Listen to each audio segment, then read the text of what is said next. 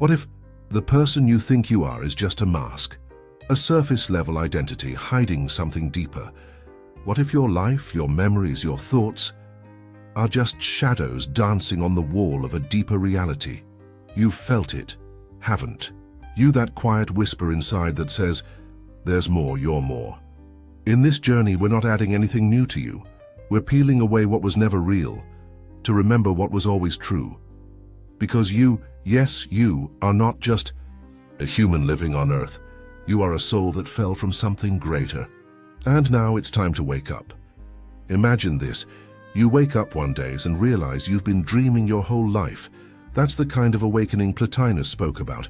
He was a philosopher, yes, but not the boring kind. He didn't talk about the world. He talked about something behind the world. He believed we're not just bodies, not just minds. We are souls. And these souls have forgotten where they came from. Plotinus said our true home is with something he called the One, A. So complete, so perfect that it needs nothing. So why did we leave? He believed the soul slowly drifted away. Fascinated by the world, distracted by the senses, we fell into matter, into form, into forgetfulness. And now we live as if this is all there is. But something inside us remembers, something longs for, return. Plotinus left behind writings that feel like a map, not a map of the world, but a map of the soul. He described 3 levels of reality: the One, the source of all things; the intellect, the realm of perfect ideas; the soul, the bridge between spirit and the world. The soul comes from the One, but forgets its origin. It gets pulled down by the senses, by desire, by confusion. But it can return, not by going anywhere, but by going inward. He believed we don't need to chase enlightenment. We need to remember who we already are, and that remembering begins with silence. Here's the truth most of us miss. You are already what you're searching for. You don't need to become divine. You just need to stop forgetting. Plotinus said your soul is still connected to the One, even now, even in this moment. But it's like a radio tuned to the wrong station. The signal is there. You just aren't hearing it. To hear it, you don't have to do more. You have to do less. Less noise, less distraction, less running after things that don't last. Because in the stillness, you start to feel the connection again. You start to remember, and suddenly the divine doesn't feel far away. It feels like home. If this truth is so powerful, why don't more people see it? Because the world is full of distractions. Endless. Noise, advertisements, opinions, doubts. We were told who we should be, what we should want, what success looks like, and every time we chase those things, we lose a piece of ourselves. Plotinus called this being trapped in form. It's when the soul forgets its light and thinks it's the cage, but deep down we know that even after achieving everything, fame, money, approval, something still feels missing. That emptiness is not a problem, it's a message. Reminder, a pull from beyond the veil. The way back isn't outside. It's not in books or gurus or shiny beliefs. It's inside you. Plotinus taught that if we close our eyes, if we quiet the noise, if we let go of the false self, we will hear the echo of the One, not as a voice but as presence. Stillness, peace that doesn't depend on anything. Think of your soul like a hidden temple, covered in dust, but deep within, still shining. You don't need to build the temple. You just need to walk into it, and when you do, something begins to shift. You stop looking outward, you start being. Here's the strangest part. The One, your true source, can never fully be understood. You can't see it. You can't explain it. You can only become it. It's beyond words, beyond thought, beyond even being. Plotinus said that the moment you think you've grasped the One, you've already missed it. It's not a thing. It's the source of all things. To meet it, you must empty everything, even yourself. What remains is silence, but not empty silence. Full. Silence, alive silence. And in that moment you don't say, "I found God." You say nothing because there's no you left, only oneness. Conclusion: has the journey already begun? So let me ask you, what if this wasn't just a story? What if this was a memory, a soul memory? What if the part of you that feels moved right now is the part that's always known the truth? Maybe the journey isn't about finding something new. Maybe it's about remembering something eternal. Plotinus left no temples, no religion, no dogma, just a message. You are more than you've been told. The question is, are you ready to wake up? Because the journey home has already begun. What if your entire life has been like a dream and you're only now starting to wake up? Imagine that everything you think you know about yourself, your purpose and this world is only part of a deeper illusion. That's how a spiritual awakening begins. Not with answers, but with questions that shake your reality. This isn't about religion or belief. It's about an inner pull, a strange feeling that there's something more, something beyond the noise of daily life. Some people call it the soul stirring, others call it the moment of clarity. But once it starts, there's no turning back. You're on a journey now, a journey inward. Are you ready to meet the part of yourself that's been silent all this time? The part that remembers something ancient, something true. Long ago, in ancient Alexandria, a man named Plotinus shared a powerful idea. He said we all come from a single divine source, a perfect oneness he called the One. This isn't a God in the sky. The One is beyond all things, beyond words. It's the source of life, of thought, of everything. Plotinus believed that from the One came a divine mind, and from that mind came our souls. But over time we forgot where we came from. We got lost in the world of senses, things and distractions. Still deep inside we carry a spark from that original source, and that spark wants to return home. This journey isn't about going somewhere, it's about remembering who you really are. Plotinus gave us a map, not with directions, but with truths that guide us back to the One. How did we forget? Plotinus said the soul chose to look outward. We wanted to explore the world, touch, taste, feel, experience, but in doing so we turned away from our source, and the more we focused on the outer world, the more we forgot the inner one. This forgetting wasn't a punishment. It was a part of the journey. To know light, we had to experience darkness. To return, we had to first get lost. Maybe you felt it before, that quiet sadness, that deep longing for something you can't quite name. That's the soul remembering. It's the start of the return. So how do we return? Plotinus said we must turn inward, not just with thought, but with deep inner seeing. When we look beyond distractions, when we sit in silence, we start to hear something, a quiet truth. This truth doesn't come from books. It rises from within. It's the memory of where we came from. Step by step, we begin to rise, from physical things to thoughts, from thoughts to understanding, from understanding to the divine. Plotinus called this journey a kind of ecstasy, a rising beyond the self. Though it's not easy, it takes letting go. But the more we release, the lighter we become, and one day we see we were never separate. The One has always been within us. What is the One? Plotinus said we can't truly describe it. It's not a thing. It's not even a being. It's beyond all forms. Pure unity, total simplicity. You can't see it. You can only feel its echo. In a quiet moment, in a still breath, when the mind stops talking, there it is. Not something new, but something ancient. Not far away, but closer than your own thoughts. People have called it many things. God, source, eternity. But words can't hold it. The One is what was before everything, and what still lives beneath everything. Now here's a twist. What if getting lost was part of the plan? Plotinus believed the world came from the One because of its overflowing beauty. It didn't. For all it poured out. That means your journey, your pain, your questions, your struggles are all part of the return, like a seed breaking to become a tree. The soul must forget to awaken, must fall to rise. The breaking wasn't the end. It was the beginning. The path back is sacred, not broken. Every step you've taken, even the hard ones, has been leading you home.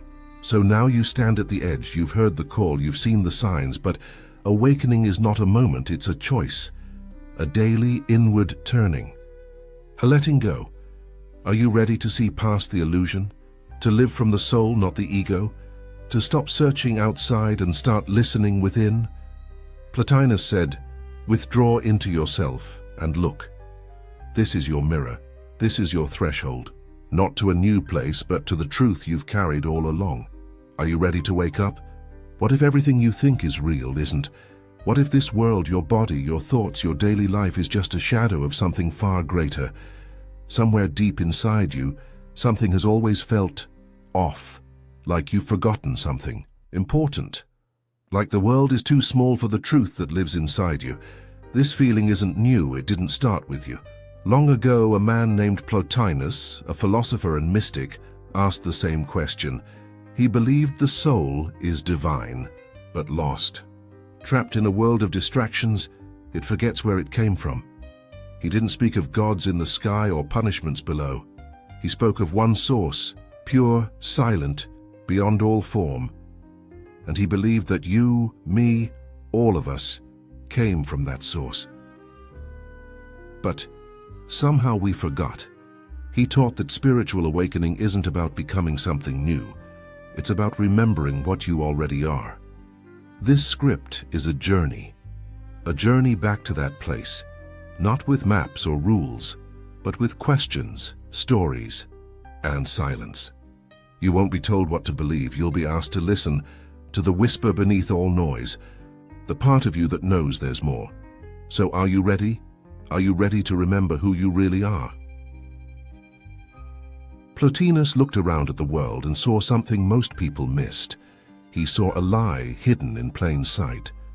To him, everything we call real, the body, time, thoughts, objects, is just a reflection like the surface of a lake.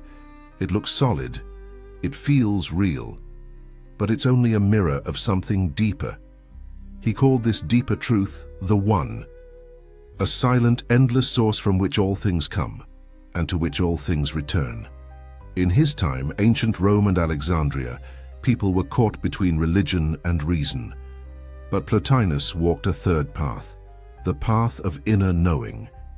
He believed that the soul belongs not to this world, but to the One. He wasn't alone in this idea.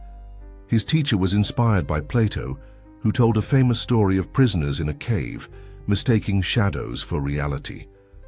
Plotinus took that story even further. He said, "We are still in that cave. We are distracted by the senses, trapped by our thoughts, pulled into the noise of the world, and we forget that we are not just bodies, not just minds, we are something far more ancient, far more mysterious. To awaken, we must first understand this. This world is not what it seems, and neither are you.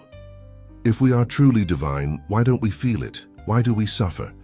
Why do we feel lost?" Plotinus had an answer. The soul has fallen asleep. Long ago, outside of time, your soul existed in perfect unity with the One. There was no fear, no pain, no separation, only light, only peace. But then, something changed. The soul turned outward. It became curious. It looked away from the source and fell into the world of forms, shapes, and desires. It got caught in bodies, in stories, in time, and with each step downward, it forgot the light, forgot the silence, forgot its own divine nature. It's like a drop of water lost in the ocean, thinking it's separate. Like a dream so deep, you forget you're dreaming. But that forgetting isn't forever. Deep down, something remembers. A whisper, a pull, a longing to return. This part of the journey is not meant to shame the soul, but to honor its struggle. The fall is not a failure, it's part of the mystery. We fall, so we can return. And in returning, we awaken to something even greater, the Question now is how? How do we go back? Plotinus didn't believe in dogma or worship. His path wasn't about temples or rituals. It was about turning inward, silently, deeply. He said, "Withdraw into yourself and look." He believed the way back to the One was through contemplation, a sacred kind of inner seeing, a quiet journey into the self. But this isn't easy. It's not just sitting and thinking. It's letting go of what you're not.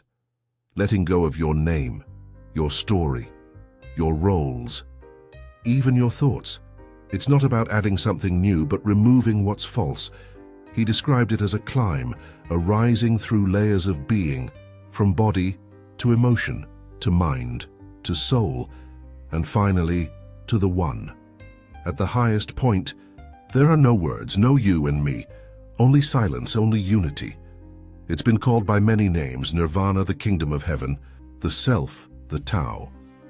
But Plotinus didn't give it a name. He said names get in the way. To reach it, you must go beyond reason, beyond form, beyond self.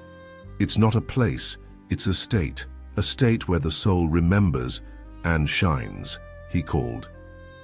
There's the flight of the alone to the alone. It may sound lonely, but it's not. In that place there is no loneliness, only light, only love, only truth. But just when you think you've reached the top and something strange happens, the One disappears. The closer you get to it, the more it slips away. Why? Because the One isn't something you can grasp. It's not an object, not a thought, not a feeling. It's beyond everything, even being itself. This is the great paradox. The One is everywhere, but nowhere. It is what gives birth to all things, but it can never be seen. Plotinus said, you can't know the One. You can only become it. That means the ego, the I that seeks, is the final veil. To merge with the source, the seeker must vanish. The drop must dissolve into the ocean. The flame must return to the sun. This isn't something you can force. It's not about effort. It's about surrender. Letting go, falling into the silence. And in that moment of total surrender, something shifts. You don't find the One. You are the One. Spiritual awakening is not about becoming something new. It's about remembering what you've always been. You are not broken. You are not separate. You were never lost. You just forgot. And when the soul remembers and everything changes, the world doesn't vanish, but it becomes softer, gentler, more sacred. You begin to see the One in all things, in the sky, in strangers, in yourself. You no longer chase meaning. You become meaning. You no longer fear death because you've touched what is beyond time. This is the moment of return, not a loud moment, not dramatic, but quiet, still, like a deep breath after a long sleep. And in that stillness, you smile, because the search is over, and yet it has just begun. The journey doesn't end here. Awakening isn't a one-time event. It's a rhythm, a spiral. We forget, we remember, we fall, we rise. Each moment is a chance to return, not to a place, but to yourself. So when the world feels heavy, turn inward. When life becomes loud, seek the silence. When you feel small, remember the vastness within you. Plotinus didn't offer final answers. He offered a doorway, and now that doorway stands before you. The choice is yours. Step through. Not with your feet, but with your soul. What if the world you see is only a shadow, and everything you think is real is only the echo of something much deeper? What if your entire life has been spent inside a dream, but tonight you begin to wake up? This is not a lesson. It's not a belief system. It's a calling, a whisper from the depths of your being, asking you to remember something ancient, something sacred, something forgotten. This is the beginning of a journey, a spiritual awakening, and your guide is a man you may never have heard of. Plotinus, a philosopher, a mystic, a soul who spoke of things that can't be spoken, who described not the surface of life, but the infinite light behind it. He didn't write about gods or rituals. He spoke of the One, a source beyond thought, beyond form, beyond understanding. And he said, "We came from this source. We are this source, but we forgot. Now it's time to remember. Are you ready?" Plotinus lived nearly 1800 years ago, during the 3rd century in the Roman Empire. But unlike most thinkers of his time, he wasn't interested in debate or fame. He didn't talk about where he was born. He didn't even want his picture made. He believed that the body was just a temporary vessel, and true identity came from the soul. To the people around him, Plotinus seemed strange, quiet, distant, mysterious. But behind his silence was a burning question. How can we return to the source of all things? He didn't teach answers. He pointed toward experience. He believed in a deep inward journey, away from the chaos of the world and toward the stillness within. His teachings were recorded by a student named Porphyry, and